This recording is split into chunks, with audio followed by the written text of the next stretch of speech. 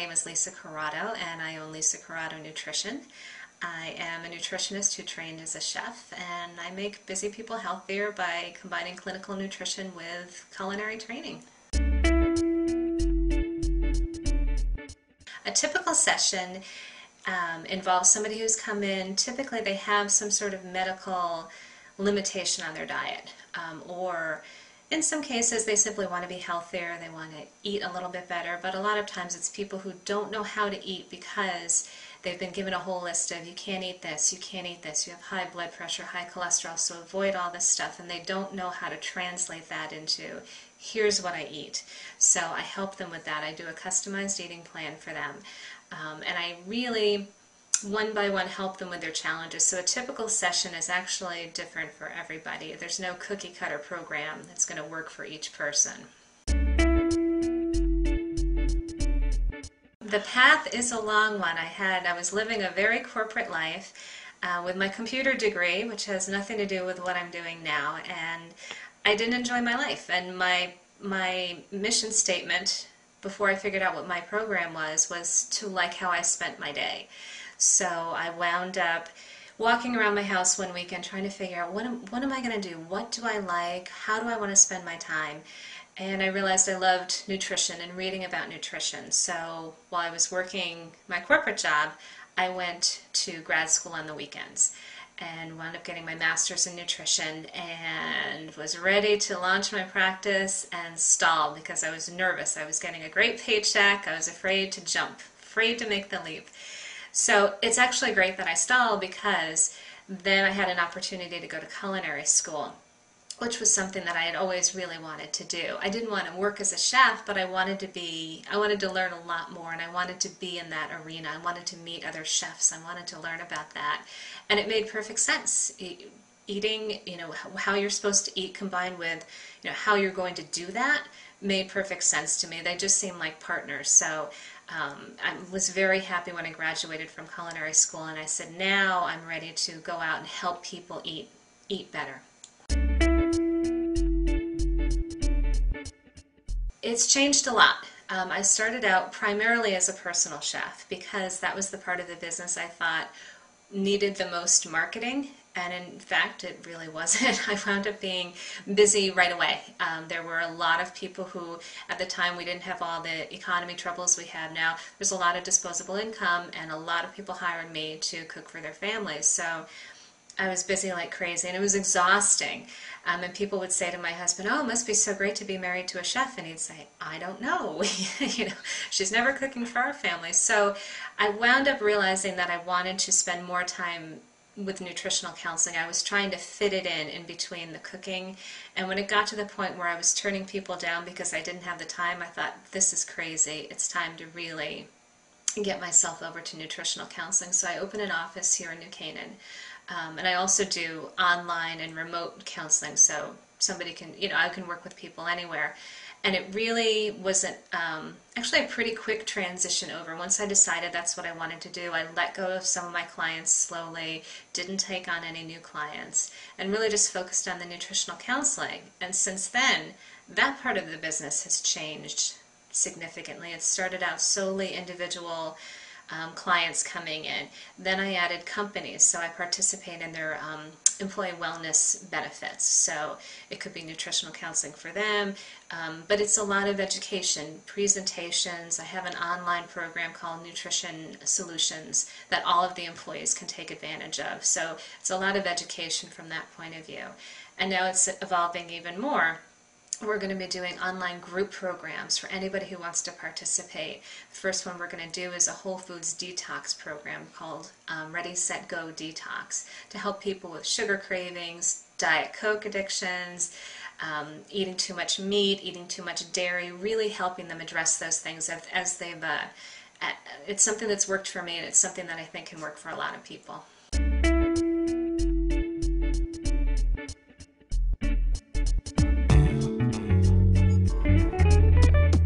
I think a lot of entrepreneurs will say this if they really think about it. It's not just the passion of what you do, it's the passion of wanting to live this lifestyle. So even though it's more hours than I worked in a corporate environment, and it's more figuring out more decision making than I had to do before. I don't have an HR department. I do have a great marketing team, but I don't have a sales force.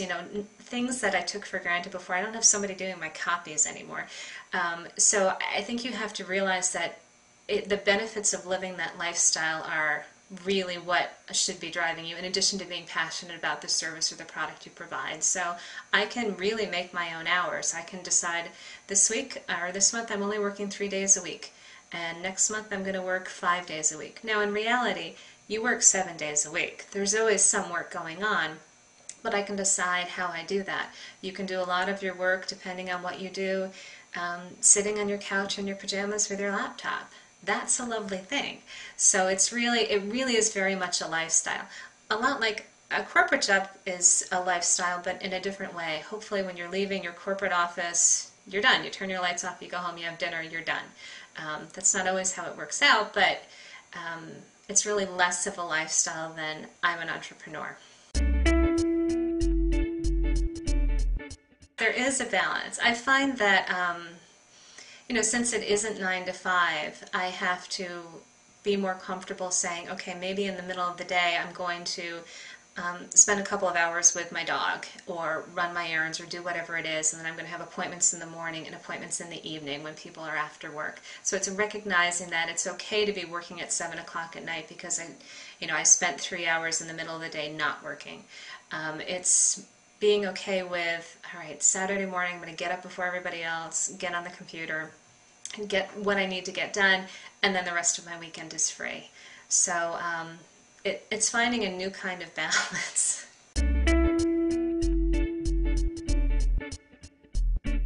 That it was going to be okay.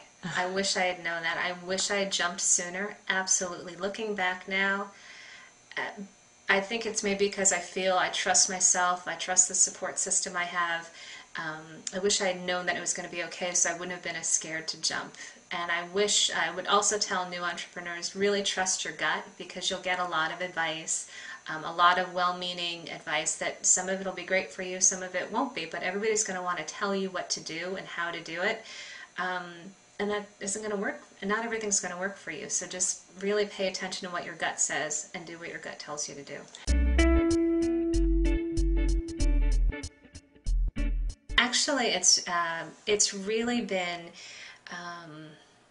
a way to change some of the offerings that I provide to my clients. So my business has helped in two ways. One, when I was going through chemotherapy treatment, it was nice to be able to pull back on my schedule and say to my clients, the next couple of months the office is closed, but I was still able to work with my corporate clients through my online program. So interestingly, I never told my corporate clients what I was going through until afterwards, because I didn't want them to wonder if I was going to be able to deliver. I knew I could deliver, and I knew that I was doing everything online, so it didn't matter what I looked like, what I dressed like.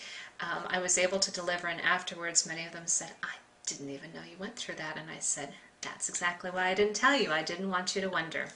I knew I could deliver on what I was going to say, and that's what I wanted to do. But it's also really, so being an entrepreneur helped me go through my cancer treatment because it gave me the freedom to do that. I think if I had a corporate job, the amount of time that I had to take off would have been difficult. It would have been very hard to get back to.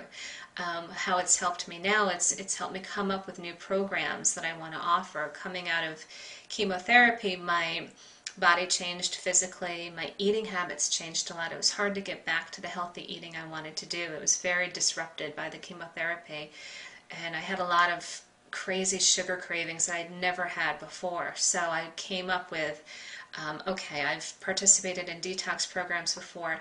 I'm not crazy about the name, but I really like the idea of purging some of what I call noisy foods like sugar, caffeine, alcohol, wheat, at least trying it for a little while and see if it works for you. So I've been it to really turn the volume down on the sugar, and it's made a huge difference in my life. So from that point of view, cancer has really helped my business.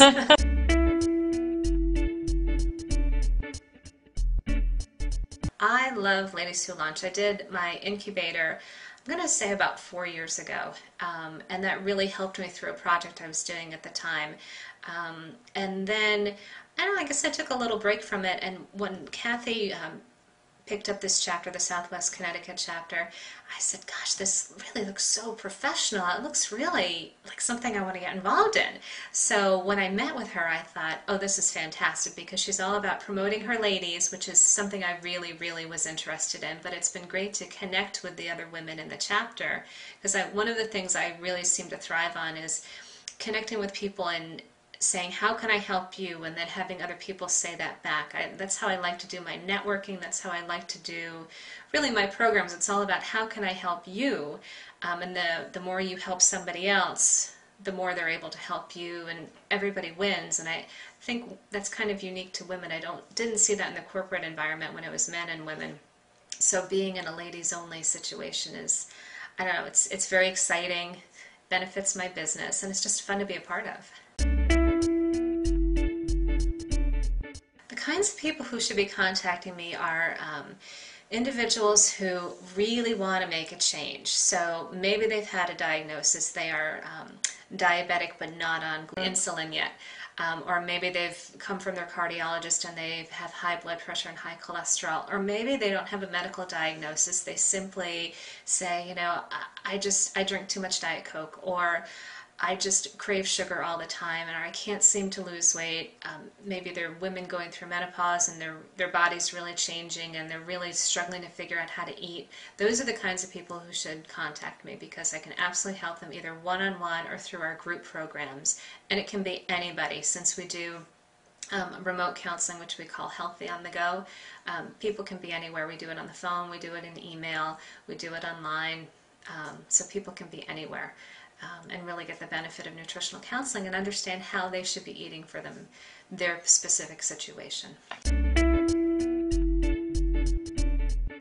In the next year, I'm really looking forward to launching our Ready, Set, Go Detox. We're going to follow that up with really formalized program of Healthy on the Go. So it's going to be a program that people buy, and we're going to do another brand new program, subscription menu planning. So people ask me all the time, oh, I wish you could just tell me what to eat. You know, maybe I don't need a specific eating plan, but I just want some ideas. I make the same thing all the time. My family's getting tired of it. I'm getting tired of it. So we're going to do a subscription menu planning service, which is really kind of neat too. Yeah, so that'll take us through the end of the year, and then we'll see what we do next year.